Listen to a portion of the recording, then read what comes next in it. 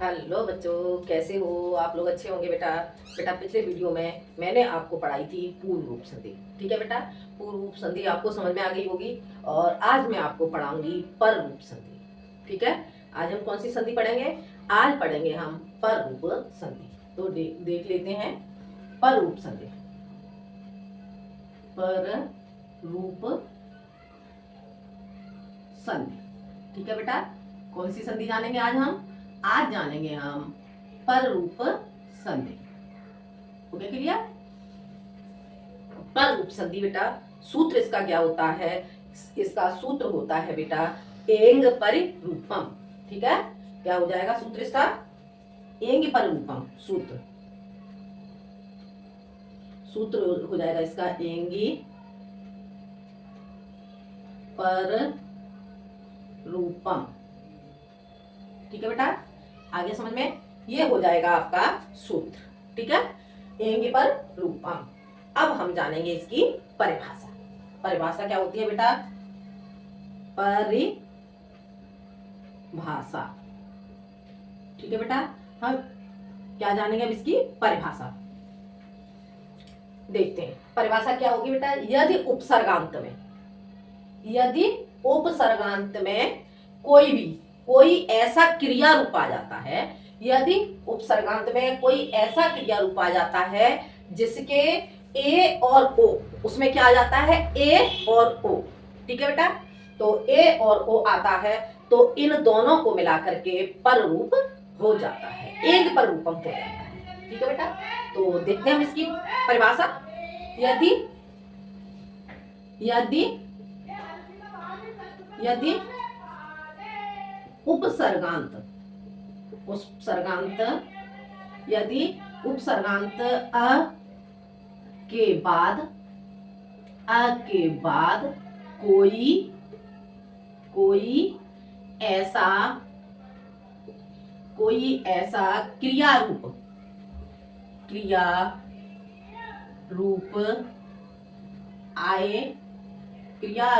आए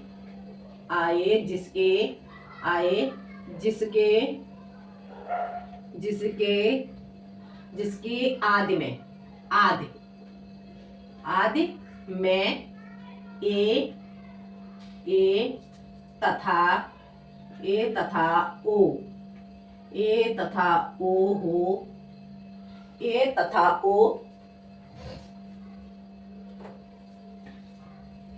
ए तथा ओ हो तो दोनों ए क्या हो बेटा? ए और ओ। ठीक है, ए और ओ हो तो दोनों के मिलाने पर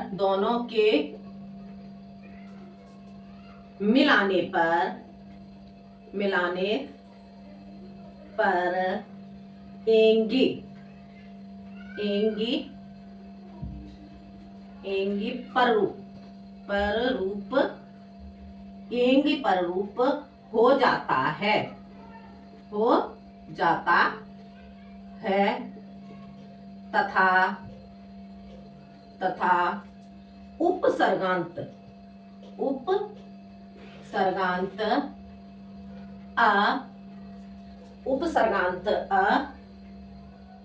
का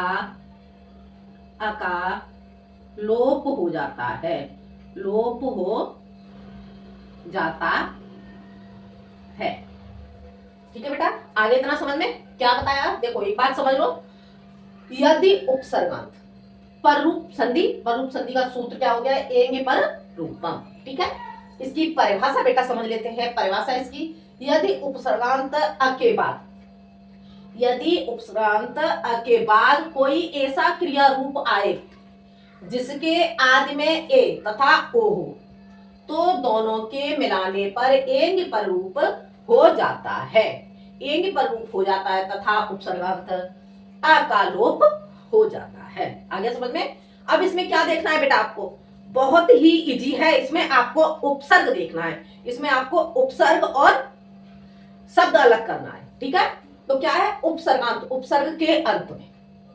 देखो परिभाषा समझने की कोशिश करो।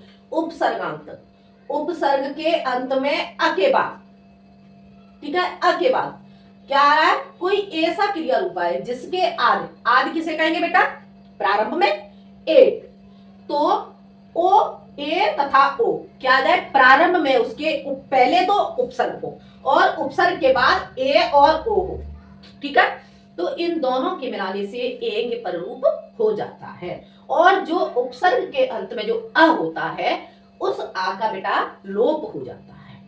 आगे समझ में, इतनी परिभाषा आपको समझ में आ गई होगी। अब क्या आगे देख लेते हैं, आगे क्या है, उपसर्गांत अ और ए, ठीक है, अ और ए के प्रारंभ होने वाली क्रिया, उपसर्गांत, देखो उपसर्गांत, ये समझाने के लिए बता रही हूं बेटा, उपसर्गांत, उपसर्गांत क्या आ रहा है, उपसर्ग के अंत में अ और ए, ठीक है, अ और ए से प्रारंभ होने वाली क्रिया, ठीक है, उपसर्गांत, उपसर्गांत अ और ए, क्या क्या शब्द आ गया, अ और ए, ठीक है, अ और ए से प्रारंभ, प्रारंभ होने वाली, होने वाली क्रिया, होने वाली क्रिया क्या हो जाएगा, अ और ए से प्रारंभ होने वाली क्रिया में जो उपसर्गांत होगा उसके क्या हो जाएगा, होने वाली क्रिया में उपसर्गांत में, उपसर्गांत में, उपसर्गांत में क्या हो जाएगा, अ का लोप, अ का लोप हो जाता है, हो जाता है।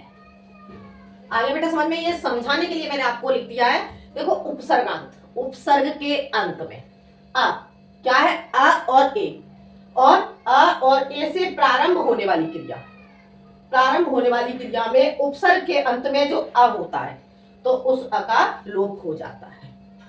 आगे समझ में बेटा, परिभाषा समझ में आ गई आपको। अब हम देखते हैं इसका उदाहरण, ठीक है, इसका उदाहरण देख लेते हैं। उदाहरण, उदाहरण बेटा इसका क्या हो जाएगा, जैसे उदाहरण हो जाएगा बेटा इसका प्रेजति, ठीक है, प्रेजति, प्रेजति,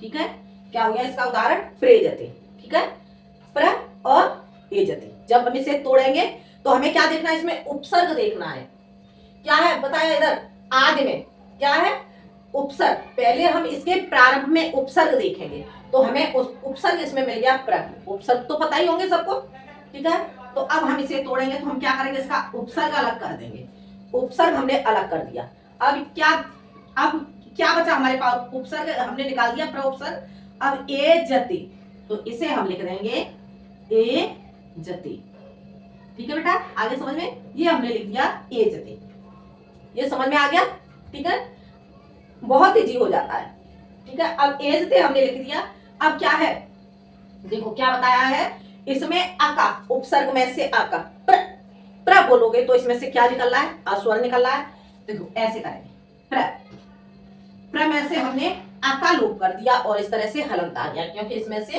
अ निकल गया, ठीक है, और अब हम इसे करेंगे एजति, एजति, ठीक है, अब हम इसे मिलाएंगे दोनों को, तो मिलाने पर ये हमारा क्या हो जाएगा, ए की मात्रा इधर आ जाएगी प्र, और ये ए की मात्रा इधर आ जाएगी प्रे जति, हो गया क्लियर बेटा, समझ आ गया, ठीक है, आगे और देख लेते हैं और उदाहरण समझ लेते हैं।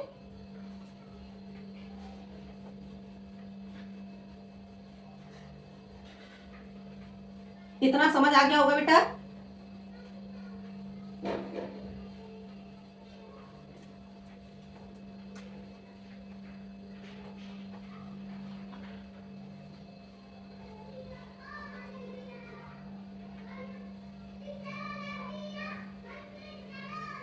देखो ये आपकी हो जाती है बेटा पररूप संधि में प्रेजते के बाद हमारा अगला उदाहरण आ जाता है बेटा प्रेषणीयम। प्रेषणीयम कौन सा होगा अगला उदाहरण? उदाहरण। उदाहरण अगला उदाहरण क्या हो जाएगा आपका? प्रेषणीयम। ठीक है, परिभाषा देखते जाना बेटा, परिभाषा में क्या बताया है? प्रेषणीयम। अब हमें क्या करना है? प्रेषणीयम में भी हमें इसे तोड़ना है, हमें इसका संधि विच्छेद करेंगे। तो इसमें हम देखेंगे क्या आ रहा है, उपसर्ग हमें निकालना है इसका। इसमें उपसर्ग आ गया आपका प्र। ठीक है, क्या देखना है बेटा आपको? इसमें उपसर्ग देखना है। उपसर्ग इसमें आ गया आपका प्र।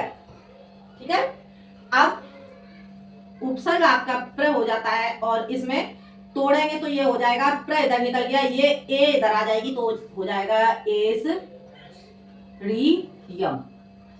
ठीक है बेटा, एषणीयम। अब इसमें हमें क्या देखना है?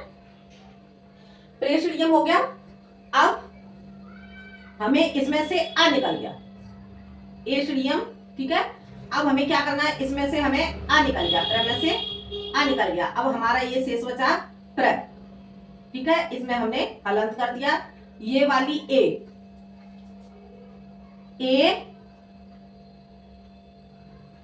एषणीयम। ठीक है बेटा, एषणीयम, एषणीयम। ठीक है, अब हम इसे क्या करेंगे? अब हम इसे मिलाएंगे। ठीक है, प्रेषणीयम को हम मिलाएंगे बेटा, तो मिलाने पर ये हमारा क्या हो जाता है? मिलाने पर हो जाएगा हमारा प्रेषणीयम। प्रेषणीयम।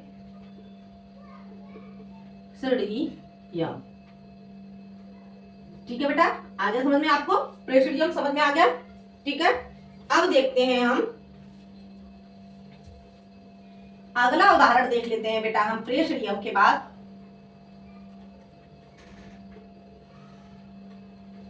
प्रेषणीयम के बाद हमारा अगला उदाहरण हो जाएगा बेटा आपका उपोसत।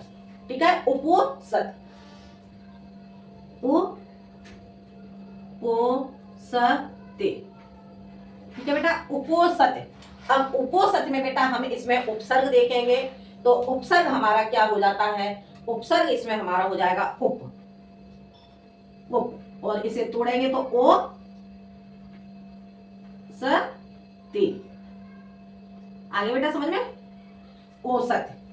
अब उप में से हमारा जब स्वर निकल जाएगा तो ये हलंत हो जाएगा और इधर आ जाएगा आपका ओसती।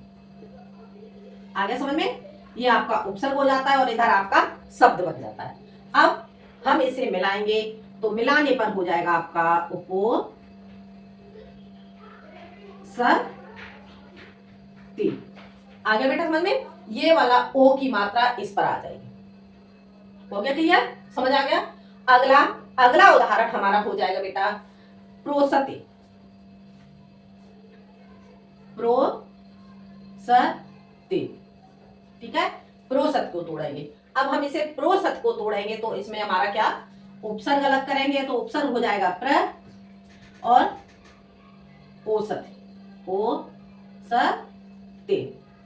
ठीक है, अब प्र हलंत हो जाएगा, इधर आपका आ जाएगा ओसती और जब हम इसे मिलाएंगे तो मिलाने पर आपका हो जाएगा प्रोसते। ठीक है बेटा, इस तरह से आपका हो जाएगा प्रोसते। ठीक है, तो ये थी बेटा आपकी पररूप संधि। पररूप संधि बेटा समझ में आ गई होगी। ठीक है, अब मैं एक संधि और बता देती हूँ इसके साथ ही आपको। वो कौन सी संधि होगी? आपकी प्रकृति भाव संधि। ठीक है, कौन सी संधि होगी? प्रकृति भाव संधि।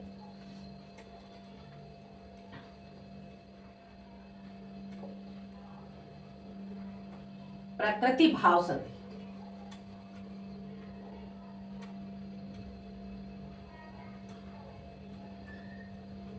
पररूप संधि आपको समझ में आ गई बेटा? एक बच्चे का आज 10th क्लास में किसी बच्चे का कमेंट आया था, वो बोल रहा था कि मैम आप हमें ये समझा दीजिए कि हम संधि किस तरह से करेंगे।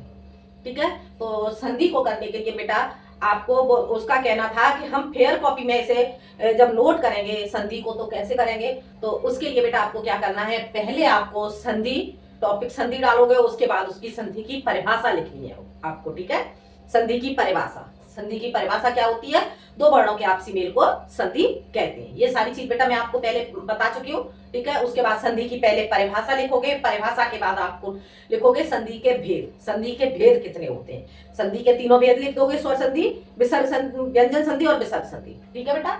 उसके बाद आप लिखोगे स्वर संधि, डालोगे स्वर संधि की परिभाषा, और उसके बाद डालोगे आप स्वर संधि की परिभाषा के बाद स्वर संधि के भेद, ठीक है। और उसके बाद स्वर संधि के भेद डालोगे 5, ठीक है। तो स्वर संधि के भेद डालने के बाद स्वर संधि के भेद डाल दोगे आप, जैसे दीर्घ संधि, गुण संधि, यड़ संधि, वृद्धि संधि और आयाति संधि, ठीक है। इस तरह से आपको पांचों भेद कर लोगे। पांचों भेद करने के बाद आप करोगे पूर्व रूप संधि, पर रूप संधि, ये बेटा संस्कृत में आती है, ठीक है। पूर्व रूप संधि, पर रूप संधि और प्रकृति भाव संधि ये संस्कृत में आती है, ठीक है। तो उसके बाद आप ये संधियां कर, ठीक है। आप अपने सिलेबस में देख लें, अगर सिलेबस में ये संधि पूछी है तो कर, ठीक है। तो अब हम जानते हैं बेटा, समझ में आ गया होगा आपको किस तरह से आपको करनी है। अब हम देखते हैं आपके प्रकृति भाव संधि, ठीक है। कौन सी संधि करेंगे, प्रकृति भाव संधि। प्रकृति प्रकृति प्रकृति भाव संधि, ठीक है बेटा। कौन सी संधि करेंगे हम करेंगे बेटा इसमें अब प्रकृति भाव संधि, ठीक है। प्रकृति भाव संधि का बेटा आपका सूत्र क्या हो जाएगा, अब हम डालेंगे प्रकृति भाव संधि का सूत्र। तो इसका सूत्र बेटा आपका हो जाएगा प्रकृति भाव संधि का ई दूध द्विवचनम प्रग्रह्यम, ई दूध द्विवचनम प्रग्रह्यम। क्या होगा इसका सूत्र, सूत्र हो जाएगा इसका ई दूध द्विवचनम प्रग्रह्यम, ठीक है। तो इसका हम सूत्र लिख लेते हैं बेटा। सूत्र हो जाएगा बेटा इसका ई दू द, क्या हो जाएगा ई दूध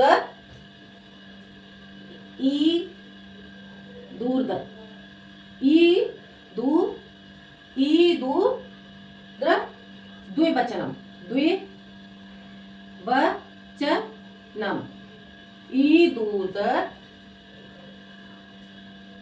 द्विवचनम प्रग्रह्यम, ठीक है बेटा। क्या हो जाएगा आपका इस संधि का सूत्र आपका हो जाएगा ई दूध द्विवचनम प्रग्रह्यम, ठीक है। अब हम जानते हैं बेटा इसकी परिभाषा, बहुत इजी संधि है बेटा। तो इसकी परिभाषा हम लिखेंगे, परिभाषा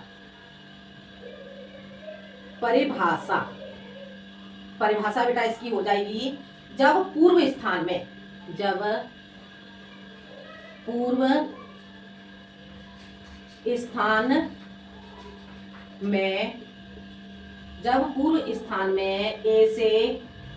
ऐसे शब्द हों, ऐसे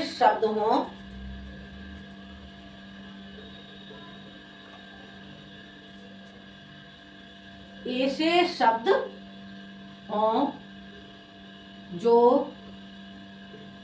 द्विवचन, कैसे शब्द हों, जब पूर्व स्थान में ऐसे शब्द हों जो द्विवचन के रूप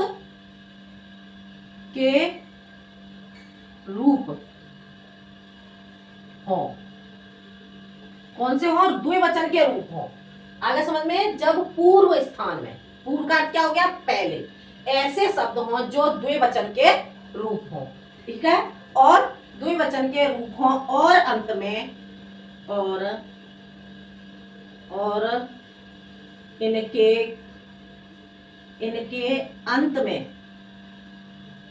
अंत में ई, क्या हो बेटा ई, और आपका हो जाएगा ऊ, और हो जाएगा ए में से कोई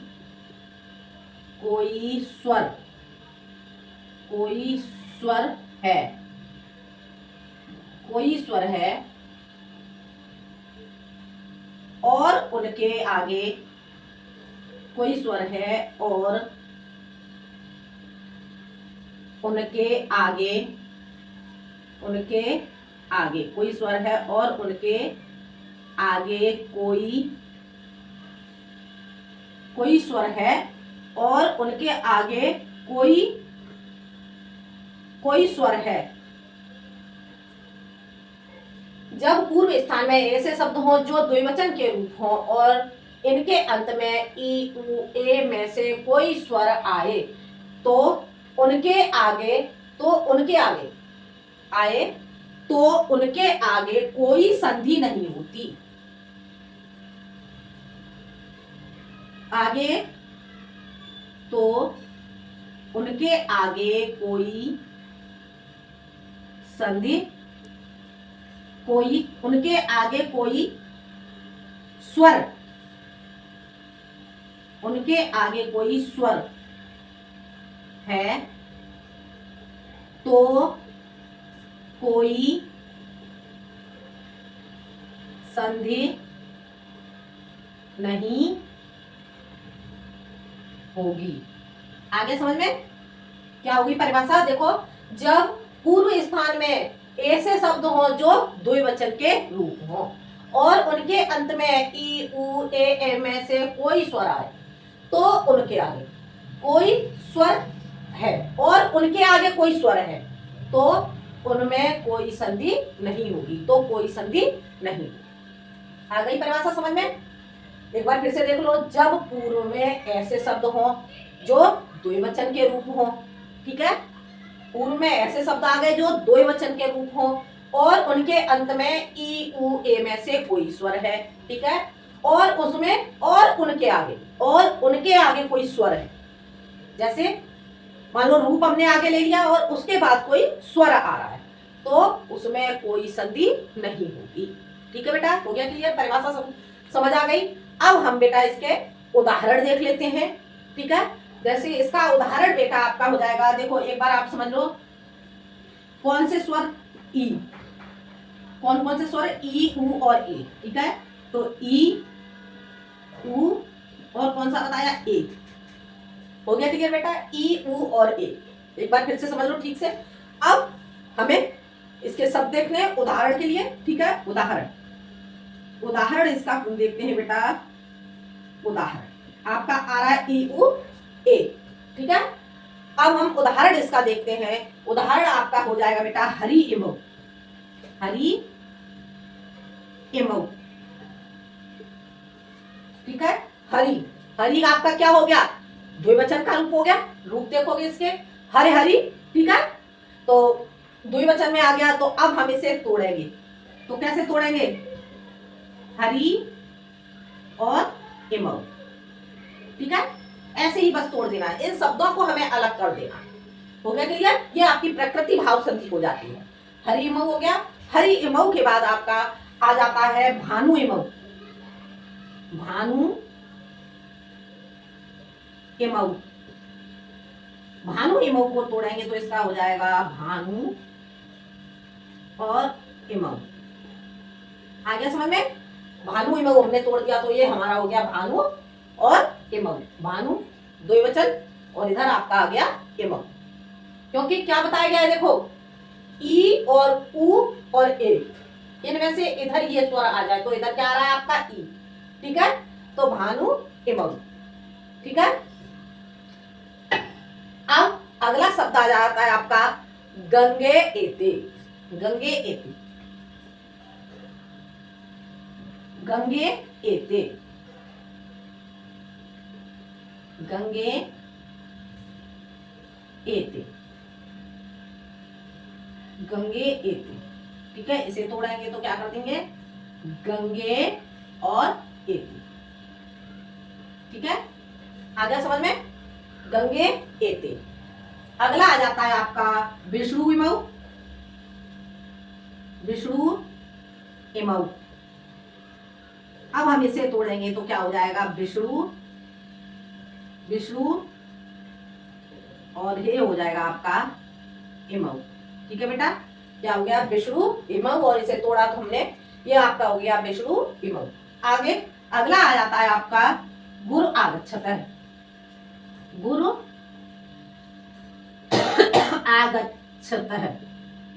ठीक है बेटा, अब हम इसे तोड़ेंगे तो ये हो जाएगा आपका गुर और ये आपका हो जाएगा इधर आगच्छतः।